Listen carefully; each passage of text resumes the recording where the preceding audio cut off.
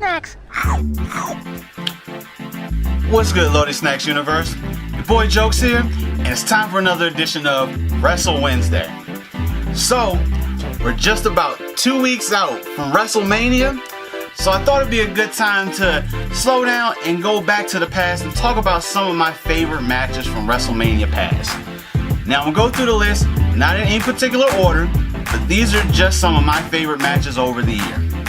Starting with WrestleMania 17, Tables, Ladders, and Chairs 2. Now, no one thought TLC 2 was going to live up to the hype of TLC 1. It did, and more. So of course, the Dudley Boys, the Hardy Boys, and Edge and Christian battled it out once again in TLC. Of course, it was as crazy as the first one was, if not crazier. Super tall ladders, tables, chairs, oh my, it was happening. Now, there were some crazy moments. Jeff jumping off of 20-foot high ladders, swanton bombing through the Dudleys, Edge spear off the top of the ladder through Jeff Hardy. There's a lot of moments that happened in this match. Of course, Edge and Christian did walk away with the win. They did have a little bit of help, but they ended up winning this match. Went on to be still the staple of TLC matches through the entire WWE. Next match, Triple H versus Chris Benoit versus Shawn Michaels, WrestleMania 20.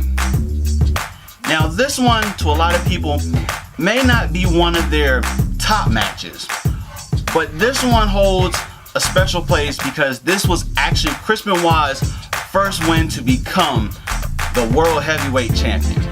Now, beforehand, he hadn't held any of the major titles until WrestleMania 20.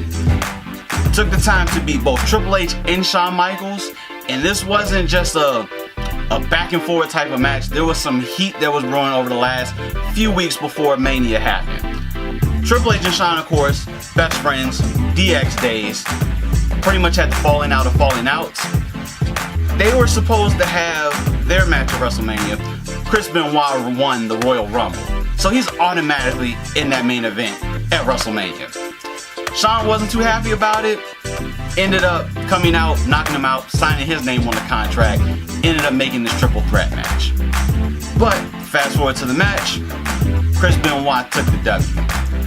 And as a moment after the match, the late great Eddie Guerrero came out and celebrated this win with one of his best friends through wrestling history.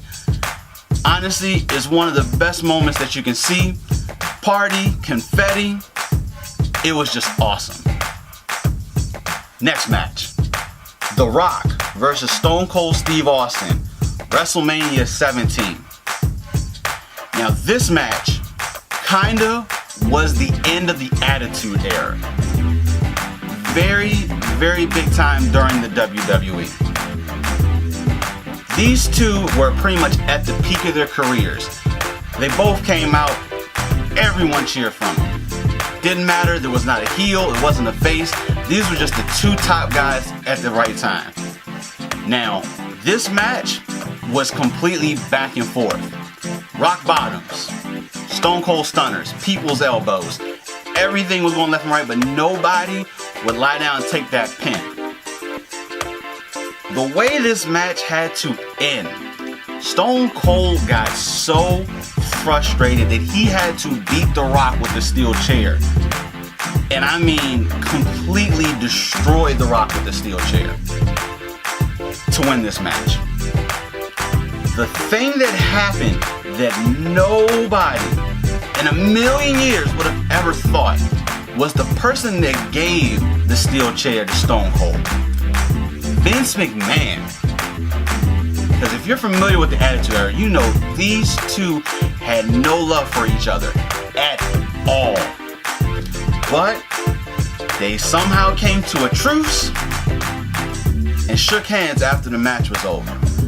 I think this was that saying farewell to the Attitude Era before the Ruthless Aggression Era started. But this by far was one of their best matches that they had ever put on. Next up, Stone Cold Steve Austin versus Bret Hart, Wrestlemania 13. Now for me, this was one of my first WrestleManias that I actually watched as a young kid. Maybe shouldn't have watched this match, but I was a wrestling fan and my folks were cool with it. But Stone Cold and Bret Hart had not so much of a good past. So Bret Hart had been gone for a while, hadn't been seen on television. Stone Cold decided to challenge him to a match. Now, this was not only just a regular match, but this was a submission match. So this was right up Bret Hart's alley.